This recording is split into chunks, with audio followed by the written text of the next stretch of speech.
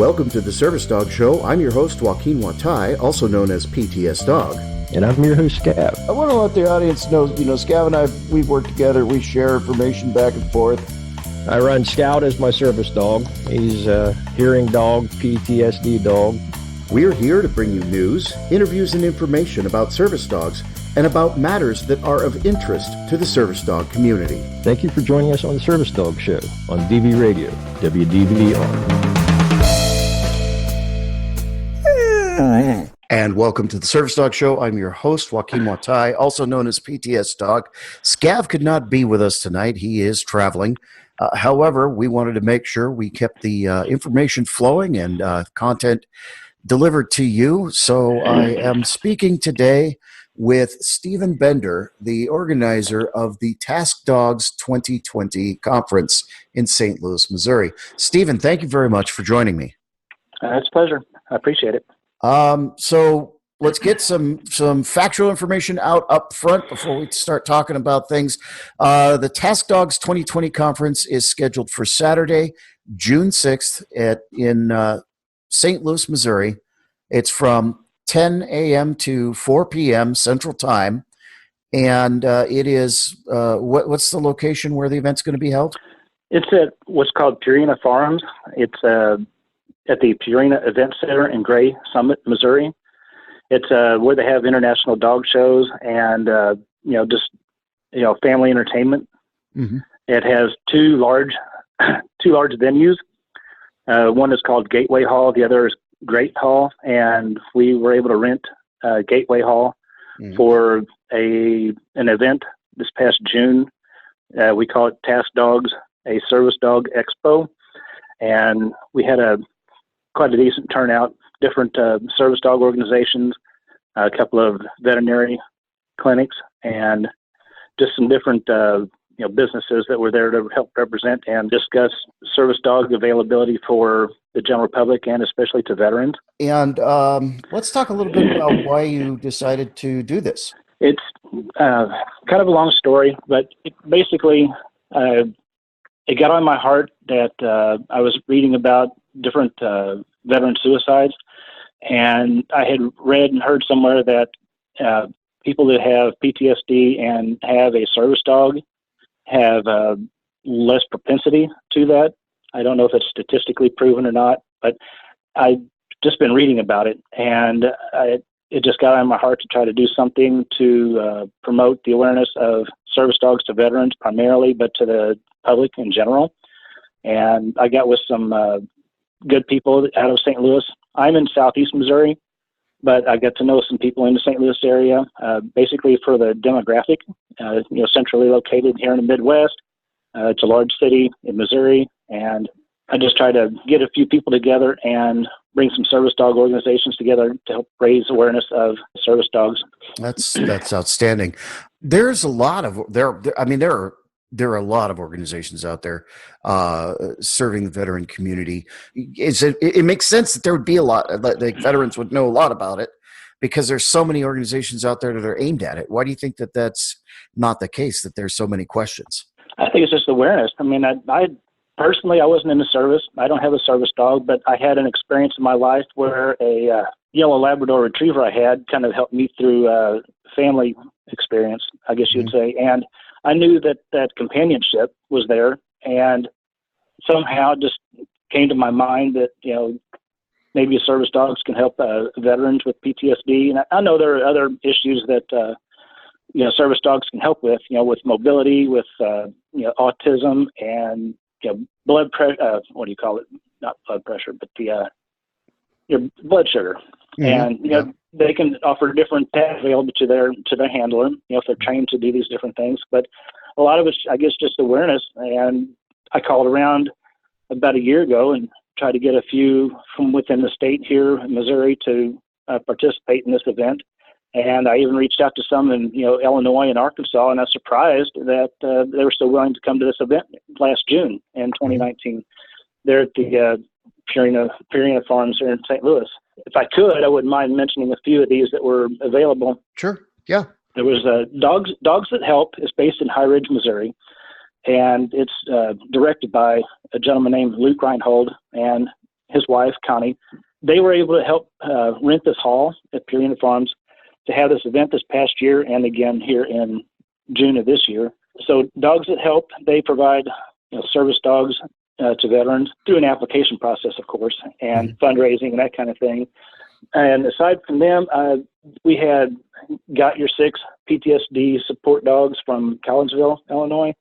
There was Service Dogs of Distinction from Arkansas, Mount Vernon, Arkansas, I think it was. Champa Dog is a well-known organization in the St. Louis area. They came out and represented their organization. We had dog trainers. It's not necessarily a service dog organization, but there are dog trainers out there who either have had a service dog or have trained them. So they bridge that, I guess you could say, a gap between the people who allocate these service dogs to people. And we had Ridgeside Canine from St. Louis area. Tommy Lovelace, he is a Marine Corps veteran. He had a service dog. Sometimes he has trained them. So he does have an awareness of this, even though his forte is, he's just very talented in dog training, with general obedience, those kinds of things, protection sports. He likes that too. But we also had another helpful person named Jennifer Schifano. She is with the Academy of Pet Careers in Chesterfield, Missouri. And they were able to help do a little sponsorship with this. It is a dog training school in the Chesterfield area where you go to learn how to train dogs. Right. It's a school for a person to learn how to do dog training. So these are just some of the different businesses and organizations that we had available at the event this past year. And it was a fairly decent turnout. And I just hope to see it grow is what I'm looking for, and get the awareness out there. Primarily, this is for service dogs to veterans, but it's for anybody who wants to learn about service dogs, assistance dogs, and we would invite therapy dogs. Even that's a little bit different, but still it provides a task in a sense that it, going into schools and that kind of thing to help, children relax, that kind of thing. So, You also had some celebrity service dogs visit. yes, sir. I had been following for some time a Facebook page that was called Roxy, the PTSD service dog. That was one of the first, what would you say, experiences I had in learning about service dogs on a, I don't want to say more professional level. I don't want to say it that way, but anyway, I was following his page, and the handler for Roxy is Justin Tucker. He's in Western North Carolina, and I called him and asked him if he'd be able to bring Roxy to this event, and sure enough, he was able to this past June in 2019. And if you're not familiar with Roxy, the PTSD service dog, she was the Service Dog Award winner in the American Humane Hero Dog Awards that happens each year. They got different categories for law enforcement, therapy dog, service dog, and Roxy happened to win that through voting in I think 2018. And she came and was able to meet and greet the public. And we also had Samson, service dog. That is a service dog for Joey Ramp. She's in Illinois. And they were able to come and visit. Also, they were there the whole day, from 10 to 4. Samson, he had been in the, he has a number of awards of his own, and it was good. It was good to have them there. And the service dog organization that trained Samson, Paws Giving Independence, out of Peoria, Illinois, they had a representative there also. So it was great to have, a service dog that's out there trained and helping a handler, Joey, and to have the organization representative there that helped train him. So it was, I like to be able to bridge those, I guess, gaps between the handler, the trainer, and if we could get, the veterinary care there also at this next event. I mean, it all connects if you start looking at it. Yeah. It's kind of funny. Justin and I know each other well. He's been on the show a couple of times to discuss Roxy, and we talked about the trip to Hollywood for the Hero Dog Awards. So yeah, that's great to know that they were out there. So I'm curious about some of the education. You had speakers last year. Yes, sir. Initially, the event that came to mind was going to be just 2 or 3 service dog organizations in a St. Charles County, Missouri park, just to have people come out and meet and greet the public. But it became more than that. I got a chat group together with some Marine Corps veterans and just some general public people like me is what I would call it. And we had this chat group. We had Lisa, I'll just call her Lisa Banks. She lived in St. Louis for a while. She's a Marine Corps veteran, and she was instrumental in helping direct the event this past time. The location, I never thought of having an event at Purina Farms, but she suggested it, and they were great with it. They wanted to have the event there. And between Lisa and Luke Reinhold, another Marine Corps veteran friend of mine named Steve Hamblin, he was helpful in giving ideas. And like I said before, Tommy Lovelace and Jennifer Schifano and Luke Reinhold, and another friend of mine, Emily Testrick, who lives in St. Louis area. They all pitched in ideas and directed this toward the Purina Event Center. But also because this was something that I wanted to promote awareness for veterans, Lisa was able to arrange a few guest speakers who talked about their service and what it's like to make that difficult transition for some of them out of the service. You're probably familiar with that, and what it's like going, from being, I would rather have you speak on that than me try to put words out there, but you know what I'm getting at. Yeah, I understand. Yes, the transition from military to civilian is not easy, and depending on what your military experience may have been, there can be some difficulties readjusting to society, and I think that especially when PTSD or some other military-related disabilities are involved, that can a service dog can help a lot. I'll just say that I lived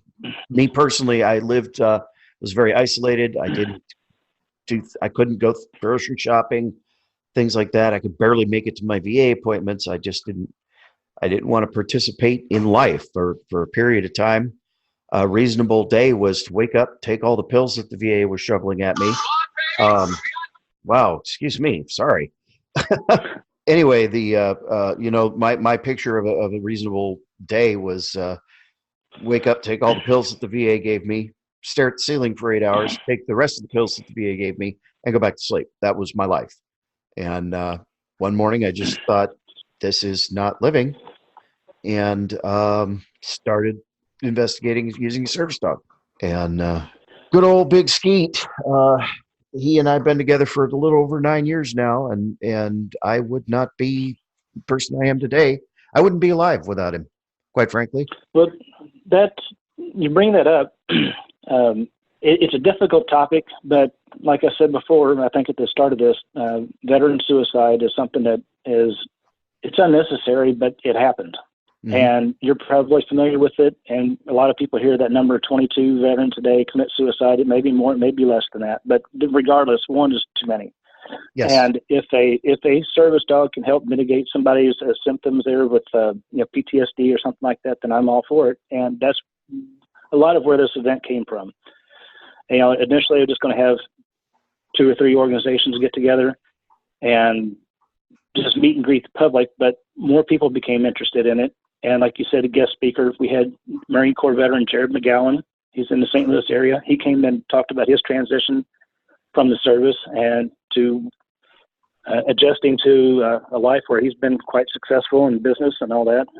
But what really got me started on this was I read an obituary about 2 years ago, and it was a gentleman that was in the Army. I didn't know him, but for some reason it just tugged at my heart to try to do something, whether it amounts to anything or not, but I'm trying. It's just something that it didn't sit well with me. I felt bad, in other words, that, I'm sitting here reading the newspaper doing nothing. And so I got some of these people together and they recruited more people into a chat group. And, the event happened in June of last year, and we're trying for another one this year. And while we're on that, the hall that we rent, I say we, it's kind of just a number of us involved trying to raise money and, the hall rental, we need a contract for it and that kind of thing. But the one we're going to have this year is the same as last year, Gateway Hall. It's roughly 13,000 square feet. Mm-hmm. And I don't know, I keep telling people that I'm either naive or just ambitious, but there is an adjoining hall that I've put a deposit down on for 2021. It is 3 times that size. Mm-hmm. And I'm looking to move from one hall to the next year and hopefully grow the event. And if we can reach out to people from, North Carolina, Florida, Michigan to California, then I would like to see that happen, just to bring awareness to service dogs for, veterans primarily, but to general public. I have a number of people following the Task Dogs Facebook page, and they make comments and suggestions and things sometimes. And it's amazing that the way this started was basically to promote awareness for veterans, but it's included people who have mobility issues, anxiety, and it's become more of a, I don't want to say a gathering place virtually, but it's, an online community where people can, read some of the posts that get put on there and just exchange some information once in a while. And, yeah, it's anyway. Definitely, Facebook gives us an opportunity to reach out and communicate with people we might not otherwise be able to reach with our message. So as much as I dislike it, it gets the biggest reach. I get real frustrated with the Facebook. Where can people find out about Task Dogs 2020 besides the Facebook? Well, the Facebook page. That's the only media source I have right now. It's just a Facebook page called Task Dogs, a Service Dog Expo. And if you don't mind, I would want to explain too that it's primarily a service dog event. You have to bring in organizations, trainers who've had that experience, even veterinary clinics, vendors that might sell equipment, harnesses and that kind of thing. This past year we had Blue Nine Pet Products out of Iowa. Jamie Popper was there with with representing their business, and they're familiar. They have the climb stands is what they sell primarily, and they were there to demonstrate those too. But I would like to grow the event and promote it that way. But also, like I mentioned earlier, Justin Tucker, he's a dog trainer himself, mm-hmm. and he has Roxy, and he does dog training for a living. His, I guess you call it, Hero Dog Canine Training out of Waynesville, there in North Carolina. And what I like to see, though, too, is other task dogs, is what I call it. Like we had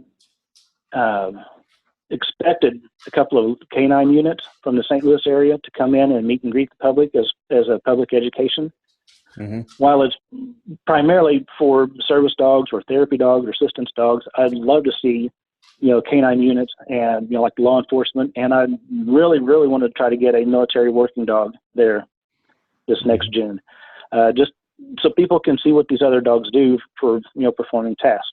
Now, it's a little bit different than the task, where a dog is trained to help with, anxiety or something like that. But it's just public education, it's a place to have different talents available.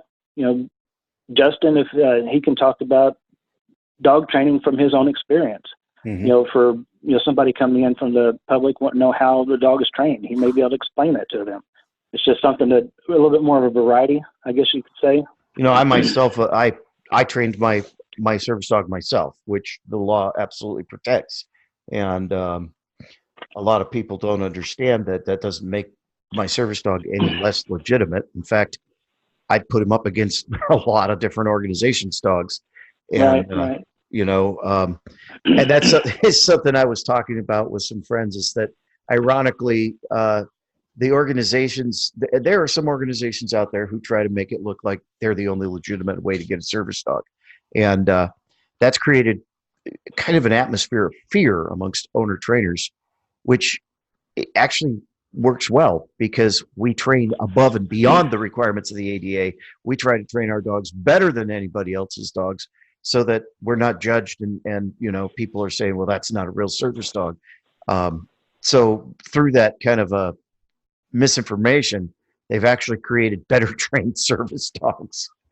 It's ironic, Well, kind of funny. This event, this Task Dogs at Service Dog Expo, as I call it, it doesn't matter to me if a person, like you, what did you call it, owner train Yes.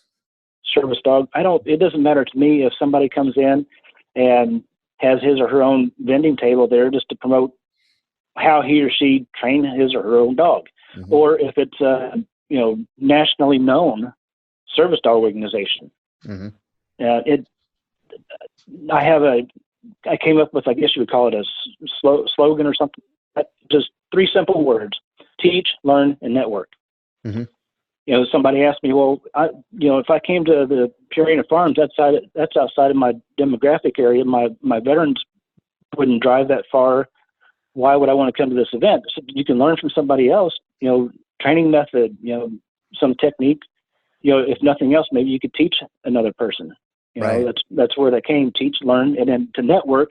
If you don't know somebody, if you can't provide a service dog to a veteran because he's 200 miles away, you might know somebody that you've met in person that you could recommend in a different demographic area that would be able to accommodate.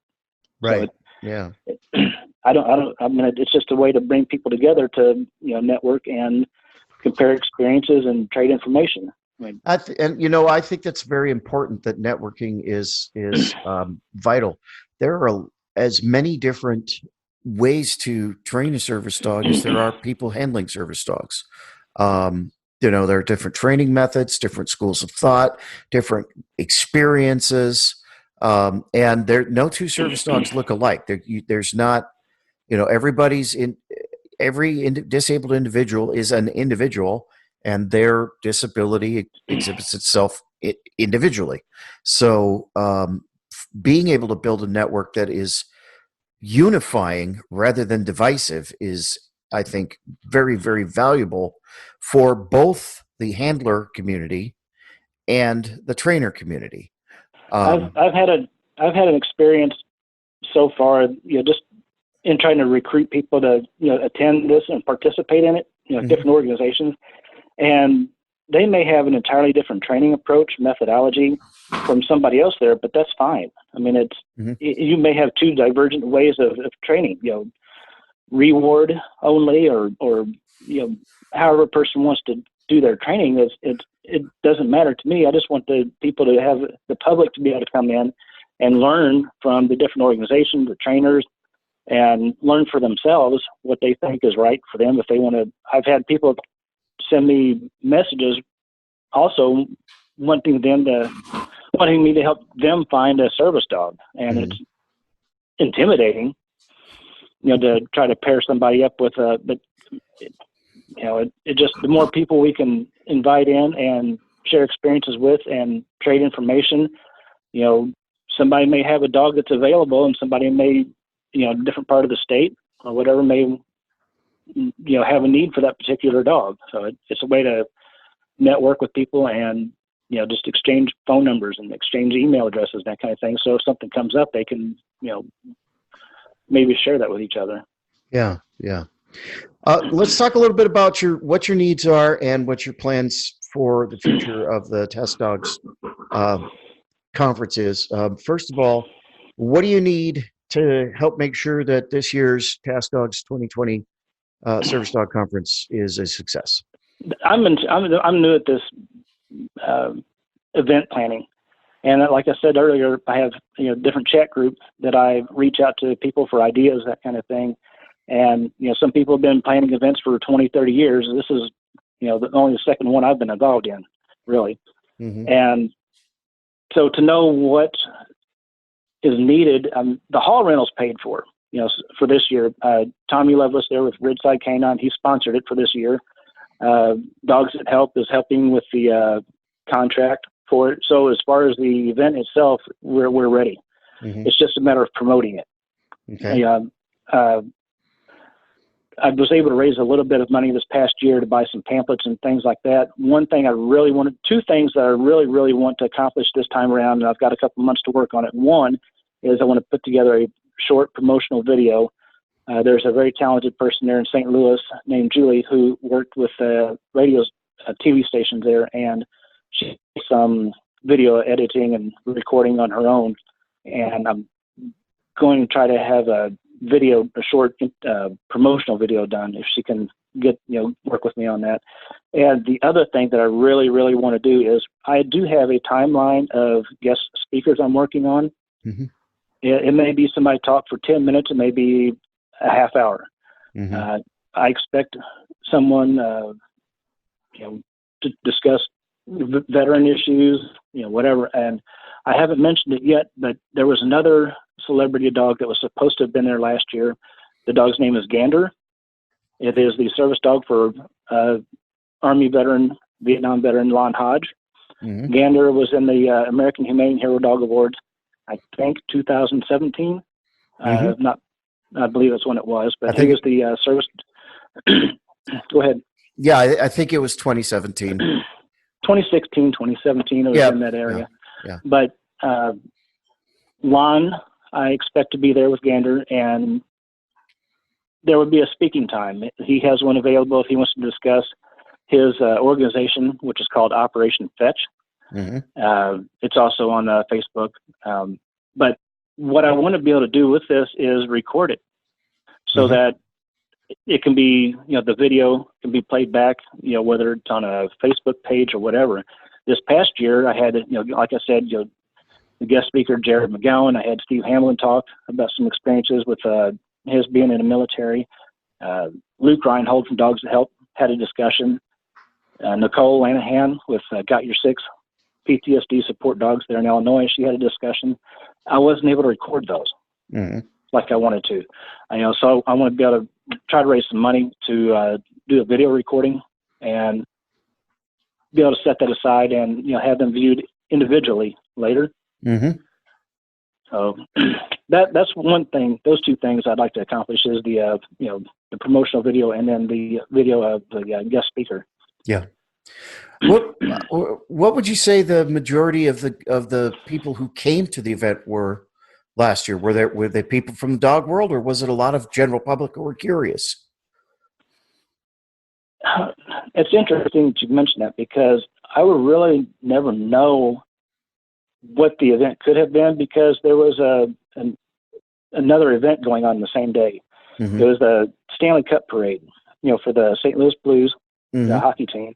Right. They had their celebratory parade that day, and it brought hundreds of thousands of people.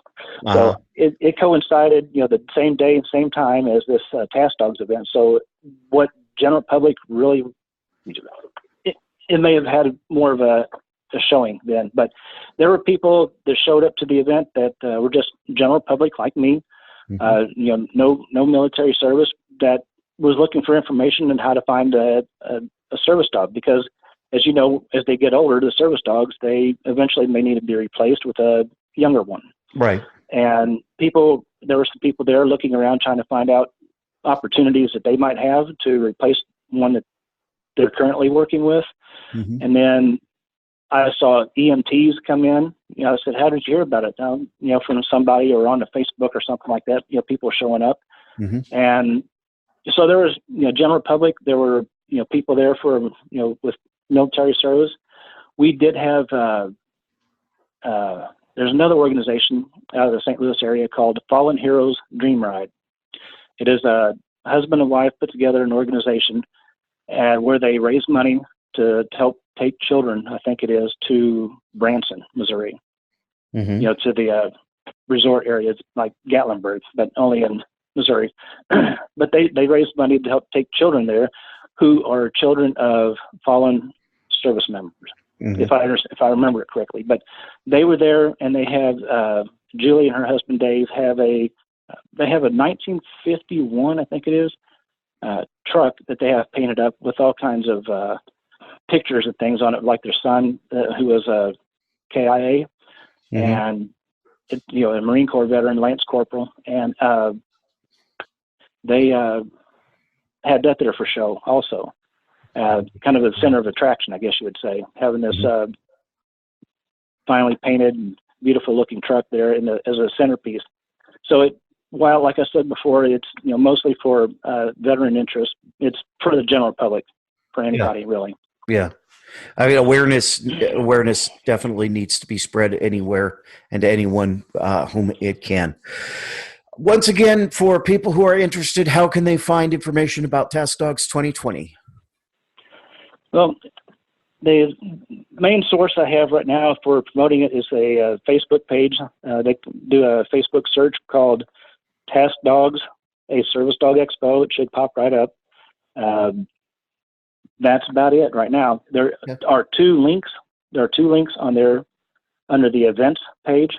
There's the event link for Task Dogs 2020, which is June 6th. It's a Saturday. And there's also a link for the other event for next year, Task Dogs 2021, which will be hopefully will be in the bigger hall. And we hope to fill it. We have enough room in there for probably 100 vendors. So, and if people are interested in coming and being a vendor, do they contact you through the Facebook page? Yes, sir. Okay, excellent. There's a message link on there. It'll come right into a message box, and either me or Luke Reinhold will get it. We're both admins of the page, and I'm reaching out to as many organizations as I can. There's another one in Chicago called Canines for Veterans. Reaching out to them. We got Freedom Paws, Service Dogs out of Chillicothe, Illinois. Oh gosh, we had Canines on the Front Line in Central Missouri, Jeff City, Missouri. We're just trying to reach out. If somebody has it in their budget to come to St. Louis, then we invite them.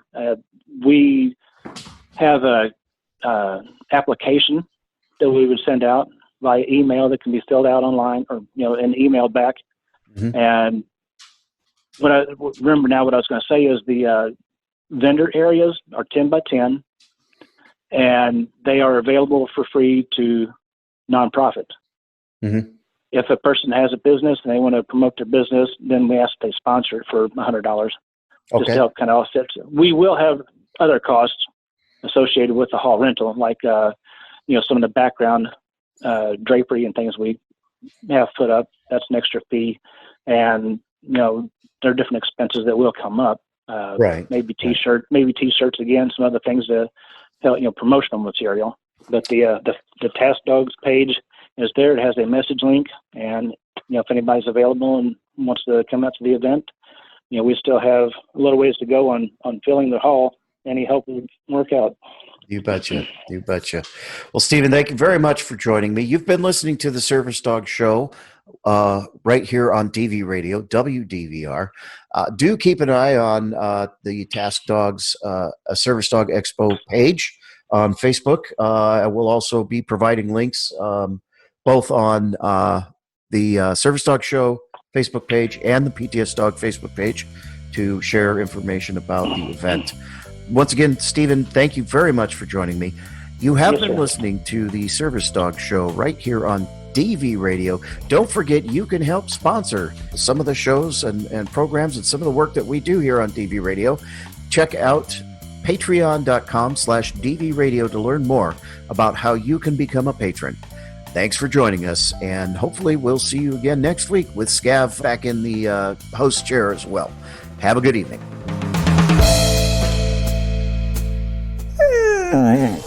DV Radio.